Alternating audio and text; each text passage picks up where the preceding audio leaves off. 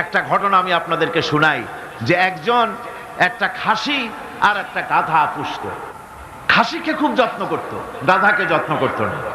খাসি একদিন গাধাকে বলছে, গাধা তুই তো আসলেই গাধা, মালিক আমাকে কত যত্ন করে তাকে লক্ষ্য করেছো?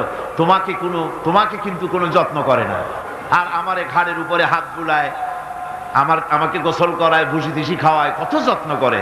গাধা বলছে, আসলে খাসি তোমার এত যত্ন কেন তা কি তুমি জানো? কয় না, তা তো জানি না।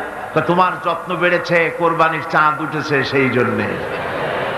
এই পৃথিবীতে অন্যায় কাজ করার পরেও যারা নাকি পৃথিবীর বুকে সুখ পায়, শান্তি পায়, কোনো জিনিসের অভাব নাই, নেতৃত্ব আছে, ক্ষমতা আছে, বাড়ি আছে, গাড়ি আছে, ইন্ডাস্ট্রি আছে, সব কিছু আছে, কোনো জিনিসের অভাব নাই, তারা অহংকারে মেতে ওঠে, ভাবে আল্লাহ বুঝি খুব রহমত করতেছেন। না, পর্যা পাও না সব এখানে শেষ করে দিল।